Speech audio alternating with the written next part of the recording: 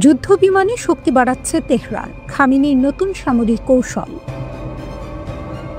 মধ্যপ্রাচ্যের সামরিক প্রেক্ষাপটে নতুন করে আলোচনায় এসেছে ইরানের সামরিক শক্তি। সম্প্রতি দেশটির আকাশসীমায় রাশিয়ার তৈরি পুরনো হলেও কার্যকর মিগ যুদ্ধ বিমানের উড্ডয়ন আন্তর্জাতিক মহলে জল্পনার সৃষ্টি করেছে। আন্তর্জাতিক সামরিক বিশ্লেষকরা এটিকে রাশিয়ার পক্ষ থেকে সামরিক ভারসাম্যের খেলায় ইরানের জন্য একটি গুরুত্বপূর্ণ চাল হিসেবে দেখছেন। যদিও আন্তর্জাতিক কোনো স্বাধীন সূত্র এই তথ্যের সত্যতা নিশ্চিত করেনি, তবে ইরানের রাষ্ট্রীয় বার্তা সংস্থা তাসনিম এই নতুন মিগ-29 যুদ্ধ বিমানের উড্ডয়নের খবর নিশ্চিত করেছে। রাশিয়ার সঙ্গে তেহরানের সামরিক লেনদেন। ইরান বেশ কয়েক বছর ধরেই তার বিমান বাহিনীর আধুনিকায়নের জন্য চেষ্টা চালিয়ে আসছে। প্রাথমিকভাবে তেহরান রাশিয়া থেকে প্রায় 36 থেকে 48টি অত্যাধুনিক Su-35S সিরিজের যুদ্ধ বিমান কেনার আগ্রহ দেখিয়েছিল। তবে ইউক্রেন যুদ্ধের কারণে রাশিয়ার নিজস্ব সামরিক চাহিদা বৃদ্ধি পাওয়ায় সেই সরবরাহ প্রক্রিয়া বর্তমানে কিছুটা বিলম্বিত হয়েছে বলে ধারণা করা হচ্ছে। এই বিলম্বিত পরিস্থিতিতে সাময়িক সমাধান হিসেবে রাশিয়া তাৎক্ষণিকভাবে কিছু মিগ-29 যুদ্ধ বিমান সরবরাহ করেছে বলে একাধিক আন্তর্জাতিক গণমাধ্যম ও সামরিক গবেষণা সংস্থার প্রতিবেদনে উঠে এসেছে। এই যুদ্ধ বিমানগুলো ইরানের বিমান বাহিনীর পুরাতন প্ল্যাটফর্মগুলোর কার্যকারিতা সাময়িকভাবে বাড়াতে সাহায্য করবে। এছাড়াও ইরান বন্ধুরাষ্ট্র চীনের কাছ থেকে অজানা সংখ্যক J-10CE সিরিজের যুদ্ধ বিমান ক্রয়ের বিষয়েও আগ্রহী বলে খবর প্রকাশিত হলেও এই বিষয়ে তেহরান বা বেইজিং কোনো পক্ষই আনুষ্ঠানিক মন্তব্য করেনি। সাম্প্রতিককালে ইসরায়েলের সঙ্গে ইরানের স্বল্পমেয়াদী সংঘাতের সময় ইরানের আকাশ প্রতিরক্ষা ব্যবস্থার কিছু সীমাবদ্ধতা আন্তর্জাতিক বিশেষজ্ঞদের নজরে আসে। সংঘাত চলাকালে কিছু প্রতিরক্ষা ব্যবস্থা সাময়িকভাবে কার্যকারিতা হারায় বলে বিভিন্ন রিপোর্টে উল্লেখ করা হয়। এই অভিজ্ঞতায় ইরানকে তার বিমান বাহিনী এবং আকাশ প্রতিরক্ষা কাঠামো পুনর্বিন্যাস ও প্রযুক্তিগত ঘাটতিগুলো জরুরি ভিত্তিতে মূল্যায়নের প্রয়োজনীয়তা অনুভব করতে শিখিয়েছে। এর ফলস্বরূপ দেশটি এখন তার বন্ধুভাবাপন্ন দেশগুলোর, বিশেষত রাশিয়া ও চীনের কাছ থেকে দ্রুততার সঙ্গে শতাধিক যুদ্ধ বিমান এবং অত্যাধুনিক আকাশ প্রতিরক্ষা ব্যবস্থা সংগ্রহের দিকে জোর দিয়েছে। বর্তমানে ইরানের হাতে সংখ্যাগতভাবে প্রায় 1000-এর কাছাকাছি যুদ্ধ বিমান থাকলেও এর অধিকাংশই 1960 থেকে 1980-এর দশকের অত্যন্ত পুরনো প্রযুক্তির উপর নির্ভরশীল। আন্তর্জাতিক নিষেধাজ্ঞা এবং অর্থনৈতিক অবরোধের কারণে ইরান গত কয়েক দশকে নতুন প্রজন্মের কোনো যুদ্ধ বিমান বা এরিয়াল সিস্টেম সংগ্রহ করতে পারেনি। এয়ারফ্রেমের পুরনো প্রযুক্তি, খুচরা যন্ত্রাংশের অভাব এবং ইঞ্জিন প্রযুক্তির ঘাটতি, এসব কারণে ইরানের বর্তমান বিমানবহর আধুনিক যুদ্ধক্ষেত্রের জন্য অনেকটাই পিছিয়ে আছে।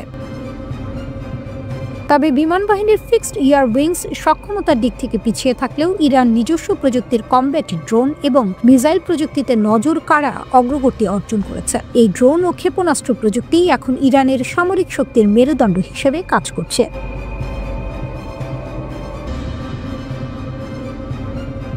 ইরান সমর্থিত যোদ্ধারা মার্কিন মিত্র দেশ বা ইসরায়েল সমর্থক রাষ্ট্রের সঙ্গে যুক্ত স্থাপনায় বোমা হামলা চালিয়েছে। ইরাকের কুর্দিস্তান অঞ্চলে আমিরাতের মালিকানাধীন একটি গ্যাস কমপ্লেক্সে বড় ধরনের ড্রোন হামলার পর প্রায় পুরো অঞ্চলে বিদ্যুৎ গ্রিডের গ্যাস সরবরাহ বন্ধ হয়ে যায় এবং ব্যাপক ব্ল্যাকআউট দেখা দেয়। ইরাকের খোরমোর গ্যাস ক্ষেত্রে ড্রোন হামলার ঘটনা ঘটেছে। এই একটি বাক্যই যেন পুরো কুর্দিস্তান অঞ্চলের রাগে আতঙ্কে কাঁপিয়ে দেওয়ার জন্য যথেষ্ট ছিল, কারণ পরের খবরটি আরো ভয়ঙ্কর। ড্রোন স্টোরেজ ট্যাঙ্কে আঘাত হানে, যার ফলে ব্যাপক অগ্নিকাণ্ড ঘটে, বেশ কয়েকজন আহত হন। অন্ধকার রাতের আকাশে হঠাৎ আগুনের ফুলকি, বিস্ফোরণের শব্দ আর মানুষজনের দৌড়ঝাঁপ, সব মিলিয়ে যেন এক দুঃস্বপ্নের চিত্র। এতেই শেষ নয়। টাইমস অফ ইন্ডিয়ার প্রতিবেদনে বলা হয়েছে, কার্যক্রম স্থগিত। অঞ্চলের 80% বিদ্যুৎ নেটওয়ার্ক ক্ষতিগ্রস্ত হয়েছে। একটি মাত্র আঘাতে একটি গোটা অঞ্চলের আলো নিভে যাওয়া, এ যেন যুদ্ধক্ষেত্রের পূর্বাভাস।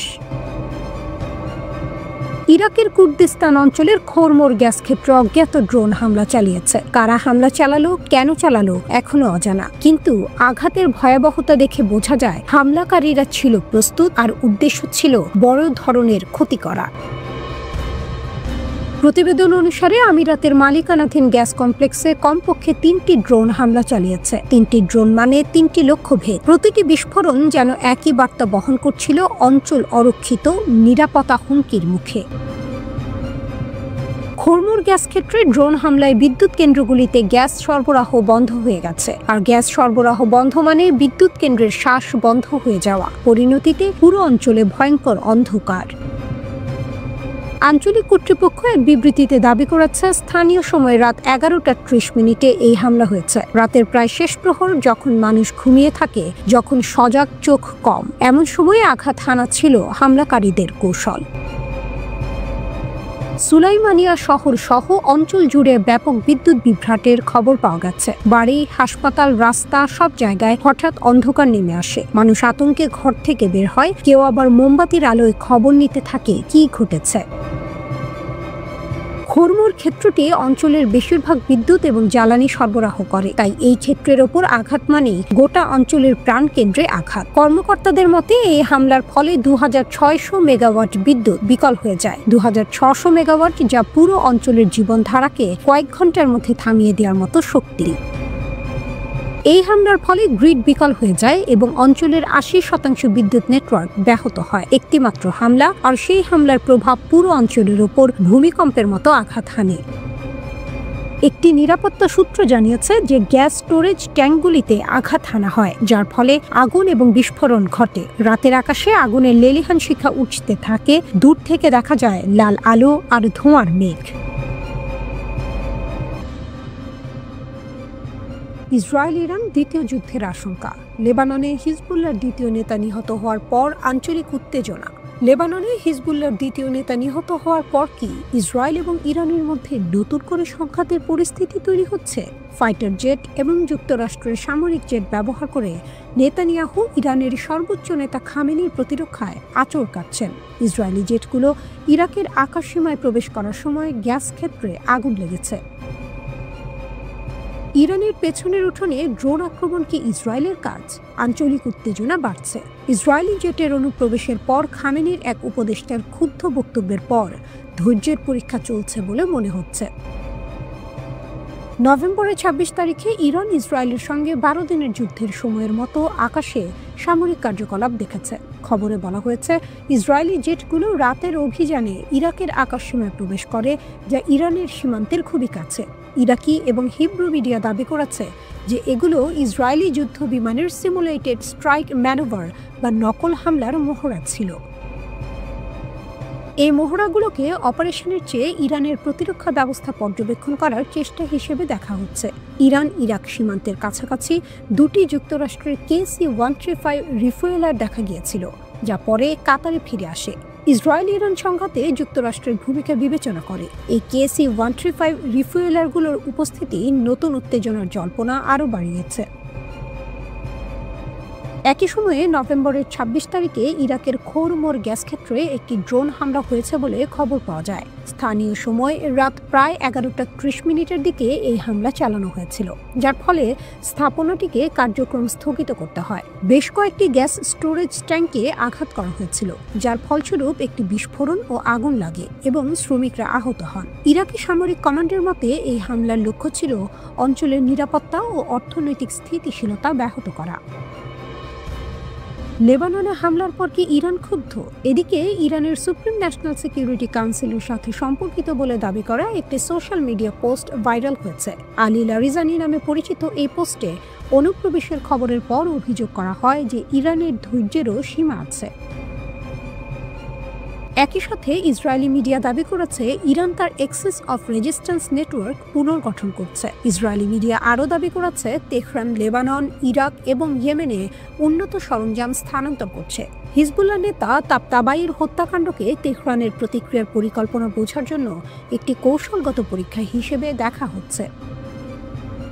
এমনকি ইরানি মিডিয়াও দাবি করেছে তেহরান তার স্থাপনা, গোয়েন্দা নেটওয়ার্ক এবং অপারেশনাল সেলগুলো শক্তিশালী করছে। তেহরানের বাসিন্দারা রাতের বেলায় বিমান চলাচলের খবর দিয়েছে, যা আরও গুজবকে উস্কে দিয়েছে। ইরানের বিমান বাহিনীও একটি MiG-29 বিমানের রাতভর কার্যকলাপ নিশ্চিত করেছে, তবে এটিকে একটি রুটিন মহড়া বলে আখ্যায়িত করেছে।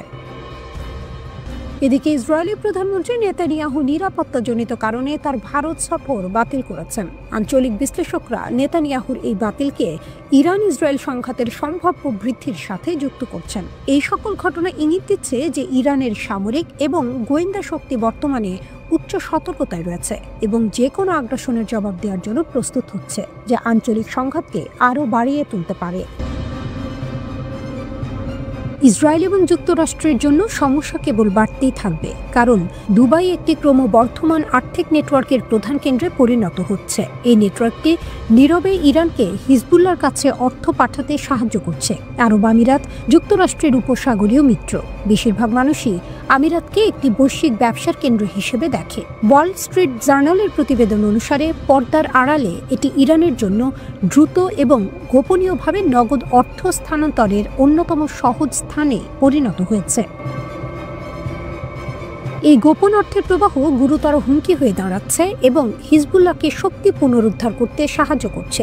গত বছর ধরে ইরান দুবাইয়ের মানি এক্সচেঞ্জ, ব্যক্তিগত কোম্পানি এবং বিশ্বস্ত অংশীদারদের ব্যবহার করে হিজবুল্লাহকে শত শত মিলিয়ন ডলার পাঠিয়েছে। সিরিয়ার মধ্য দিয়ে পুরনো চোরাচালানের পথগুলো ব্যাহত হওয়ায় ইরান সংযুক্ত আরব আমিরাতের দিকে ব্যাপকভাবে সরে এসেছে।